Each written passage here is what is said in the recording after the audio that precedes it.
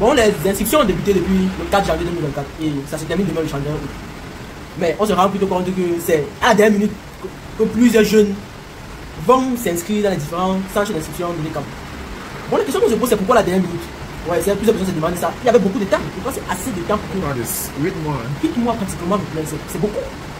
Mais et je ne te coupe pas, ce n'est pas suffisant parce que pendant les 8 mois, il y a eu beaucoup de formations politiques, notamment le MNC, qui partaient sur le terrain.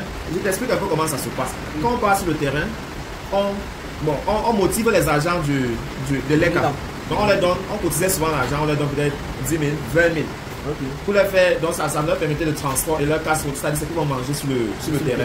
Donc on rapprochait les kits vers la population pour qu'elle puisse s'inscrire. Donc, bon, dans les villes comme les Douala, c'était un peu partout, mais dans les villes sinistrées du nord-ouest et du sud-ouest, il y avait les zones qu'on ne pouvait pas franchir. Donc le plus souvent, on allait vers là où il y a la sécurité. On organise comme dans les carrefours. La dernière édition, par exemple, on était à Bokwango, je pense qu'on était même ensemble. Donc, c'est ce qu'on fait. On va dans un carrefour comme ça, là. Dans les taxis, on stoppe, on sensibilise. Souvent, dans les marchés, par exemple, on est parti à Isokolo, à Idinan, dans les marchés, on allait comme ça, là. On se rapprochait à côté de la population pour que si tu marches même à Roussellement avec ta carte d'identité, qu'on puisse prendre ta carte d'identité directement, on t'inscrit. Donc, voilà un peu l'effort qu'on a fait pendant 8 mois. Bon, on va alors revenir à ce que je disais. On va prendre vraiment, le temps n'était pas assez, mais d'une façon, on va pas vraiment dire le temps. Parce que si tu as remarqué au Cameroun avec le retard, c'est une affaire de choix.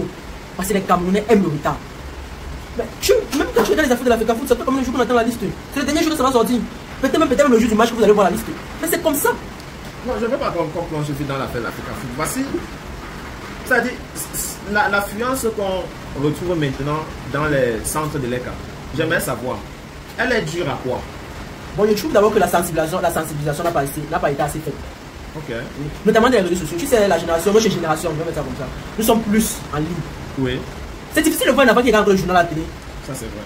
La majorité sont sur Facebook, sont sur TikTok, sont sur WhatsApp. Il y a maintenant les chaînes WhatsApp, je ne connais pas pourquoi c'est activé encore qu'il y a une chaîne WhatsApp. Mais c'est là-bas qu'il faut aller retrouver les jeunes. Les jeunes ne sont plus sur la télé. Les jeunes ne regardent plus la télé. Les jeunes ne marchent plus. Je peux avoir un jeune qui marche et regarde une bagnole, on a mis en inscription, qui regarde ça. Mais si tu veux retrouver les jeunes en ligne, mais en ligne alors tu ne retrouves pas ça. Moi je suis en ligne, c'est vrai, je ne veux pas dire que je suis en ligne tout le temps, mais je suis en ligne. Les influenceurs, il y a des influenceurs que c'est indispensable que tu les suives. Voilà des gens que si pas des élections, ils seront écoutés. Mais est-ce que tu vois ça? Mais est-ce qu'ils veulent alors parler? Non, c'est une affaire de 100 élections qu'ils connaissent, c'est tout. Mais qu'est-ce que on a eu un jeune Junior Gombe qui a parlé des élections et on connaît ce qui lui est arrivé. Hein? Maintenant, c'était un cas isolé. On ne doit pas dire que tous les jeunes qui parlent des élections sont embastillés. La preuve en est que j'en parle depuis longtemps, même avant Junior Gombe. Donc, ce qu'on va dire, c'est que, comme tu signifies aussi bien, c'est que pourquoi est-ce qu'elle est amenée à un site web qui montre même qu'on peut s'inscrire en ligne, mais cela n'est pas effectif. Tu vois? Parce que dans une génération de 3.0, comme cette génération que vous réclamez, il faut signaler que c'est clair que tout se passe en ligne avec cette génération-là. Et si on ne peut pas accompagner cette génération avec les outils qui, si à son temps, eh bien, c'est que peut-être, ça c'est de mon opinion propre, l'intention même au fond n'est pas d'inclure cette jeunesse-là. Parce que si, en réalité, les pouvoirs publics voulaient que la jeunesse que vous êtes, que vous vous inscrivez en majorité 1, on devait faire de ça une obligation. Auparavant, les votes étaient obligatoires, hein, toujours dans ce Cameroun. C'est parce qu'on a vu que c'est le moyen le plus facile pour accéder au pouvoir. Et donc, pour contraindre les gens de ne pas participer, on a donc fait de ça quelque chose d'option, donc volontaire. Tu vois, maintenant, c'est chacun qui... Et on s'en rend compte qu'on ne parle pas de ça régulièrement. Les campus, normalement, devaient avoir des centres de l'ECA. Oui. C'est-à-dire, ça devait être automatique. Mais ce n'est pas le cas. Donc, il faut comprendre que c'est ça déjà la politique. C'est-à-dire, la politique, c'est d'abord d'exclure ceux qui peuvent nuire. Parce que la politique, c'est un jeu de nombres. Attention. C'est ça que la masse ne comprend pas. La politique, c'est d'abord un jeu de nombres. Donc, ceux qui sont au pouvoir, sachant comment le pouvoir est sucré, le premier politique, c'est d'abord d'exclure. C'est-à-dire, ils font tout pour exclure ceux qui peuvent faire basculer le pouvoir. Donc, c'est ça que le système de 82 a réussi à faire. Elle a réussi quand même à exclure, à distraire. Et c'est le capitaine, le président de transition du Burkina Faso, le capitaine Traoré, qui, en exposant sur l'incompétence, essayait d'expliquer comment ceux qui sont incompétents sont le plus souvent au pouvoir. et luttent contre les compétents. Donc ils organisent des activités d'incompétence pour distraire la masse. Pendant qu'elle se distrait dans cela, lui, elle se concentre sur la mangeoire et le pouvoir. Maintenant, pour une jeunesse qui dit qu'elle n'a pas d'emploi, pour une jeunesse qui dit qu'elle a faim, pour une jeunesse qui dit qu'elle n'a pas de travail et j'en passe, elle devait avoir pour priorité s'informer. Mais on va s'informer comment quand dans le téléphone on a les applications de OneExpert. C'est ça. C'est la question. On va s'exprimer comment quand à peine on commence à chercher l'argent, on apprend concernant comment vendre l'huile, comment vendre les articles. Moi j'essaie d'expliquer que si tu vois ce que la jeunesse fait avec, parce que tu as dit la jeunesse est effectivement sur la droite tout le temps. Va dans les statuts.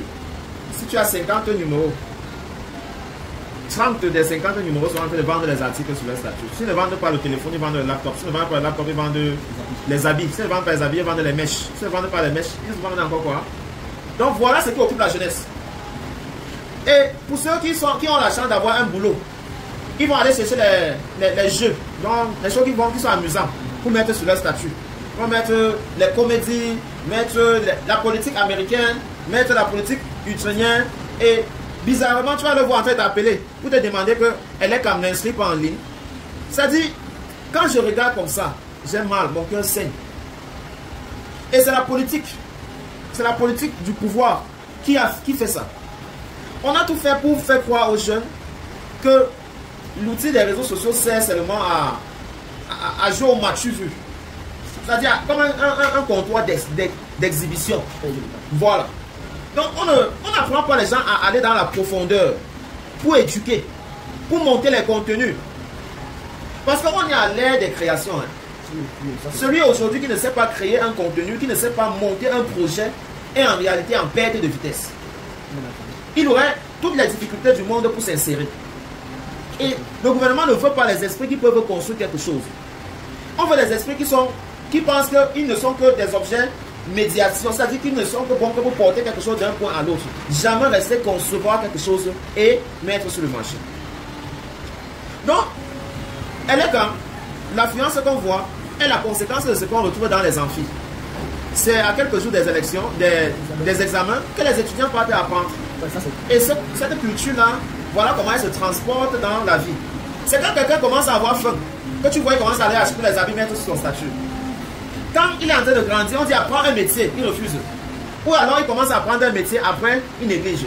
Et demain, lorsque le poids de la vie commence à peser sur lui, tu le vois en train de multiplier les postes sur son statut. Parce que pour lui, il se dit que les gens qui la cherchent quelque chose, ce n'est pas toujours vrai.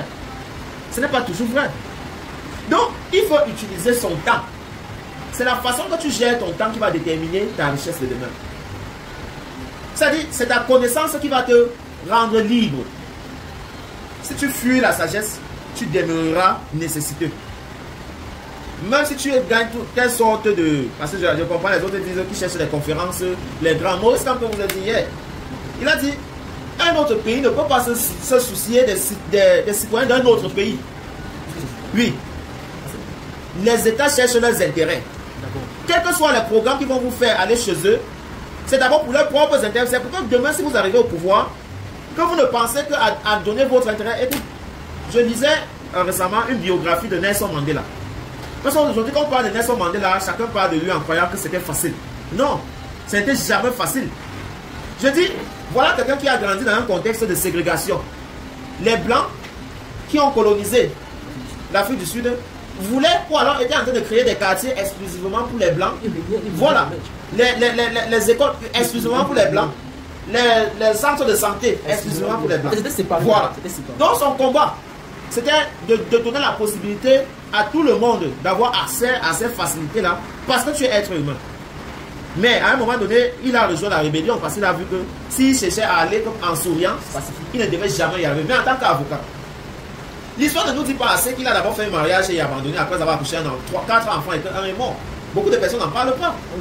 Voilà. Donc c'est pour dire, surtout ça c'est pour sortir à tous les combattants qui sont sur la pluie chaque jour en train de mobiliser les Camerounais à aller s'inscrire, à ceux qui se sont déjà engagés, qu'en réalité vraiment, ne croyez pas que ça sera un long fleuve tranquille. Non, il y aura beaucoup d'obstacles sur le chemin.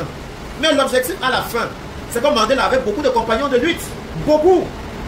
Les Tambo Beki qu'on va retrouver plus tard, ils viennent vers la fin. Les vrais compagnons de lutte de Nelson Mandela, on n'en parle même pas. Ils sont morts dans le combat. Il n'y a que Nelson Mandela. Le Winnie Mandela, c'est sa deuxième femme. Il a eu Winnie Mandela seulement dans les années 50. Oh, il s'est marié dans les années 40. Oui, c'est dans la rébellion que sa première femme signe le divorce parce qu'elle ne pouvait pas soutenir, voilà, supporter qu'il soit en train de partir tout le temps. Donc c'est pour dire à ceux qui sont dans la lutte et sont en train de vouloir faire ça comme si ce sont les anges, non. Non. Dans le combat, tu vis l'idéologie. Il a d'ailleurs fait un livre que je recommande à tous. Il faut chercher le livre, il y a même ça en audio, The Long Walk to Freedom. C'est parmi les New York best-sellers. The Long Walk to Freedom. Il faut lire l'ouvrage là, c'est son autobiographie. Donc, je veux dire, si tu es en train d'inscrire maintenant, ça veut dire que tu fais partie de ces Camerounais-là qui veulent nous drop behind. Ça, c'est dingue. Ça veut dire que pendant tous les moments qu'on a parlé de ça, tu disais seulement les pec-pec. Donc, tu fais ce que les Camerounais ont l'habitude de dire là, ah, laissez-moi avec vos faux trucs là. Maintenant, peut-être que tu as compris que ton grand frère, peut-être qu'en Europe, va dire que si tu n'as pas la carte là, oublie-moi, je t'enverrai plus jamais l'argent. C'est ce genre-là pour chanter au bois maintenant. Ou alors les gars qui sont coincés, on leur dit que, you know, get voter card, I know, give you job. Il a compris qu'en ce temps, c'est grillé pour lui. Or, on n'a pas besoin d'arriver là. Si on était occupé à penser les vraies choses, on ne devait pas se retrouver que quelqu'un nous donne des injonctions avant qu'on pense s'inscrire. La galère, la famille devait faire en sorte que tu sois conscient. Mais on se laisse distraire parce que les incompétents nous dirigent et donc nous imposent l'agenda de la distraction. Regarde sur les réseaux sociaux, les comédiens, les hommes qui portent les robes, les femmes qui portent les cravates, les tout, c'est devenu upside down. Et c'est eux qu'on est en train de célébrer. Walk to UK, walk to US, comedy in the US, comedy in the UK. Pour quel avenir? On peut bâtir un pays comme ça? Non, c'est pas possible. Donc, de toutes les façons, on est là et on est en train de vivre les 24 dernières heures des inscriptions sur la liste électorale. Les jours qui vont suivre, vous allez voir, ceux qui n'ont pas de carte, vous allez avoir un traitement différent. Parce qu'on a eu tout le temps de s'inscrire et vous avez refusé de vous inscrire parce que vous étiez trop wise. Et je n'avais pas que lorsqu'il sera le temps de venir le vin, vous comportez comme les fans de Samuel et Togon retrouvés sur la toile, qui du jour au lendemain découvrent qu'il y a l'injustice au Cameroun. Ce n'est pas le foot. Non, ce n'est pas le foot. Non, il a dit seulement que. Je vais sortir comme Spinoza avait dit. Spinoza a dit, if you refuse to read philosophy and you are some for philosophical indigestion, don't blame philosophers. Okay. Voilà, ce n'est que ce que je voulais dire. Bon, à très bientôt. Ciao.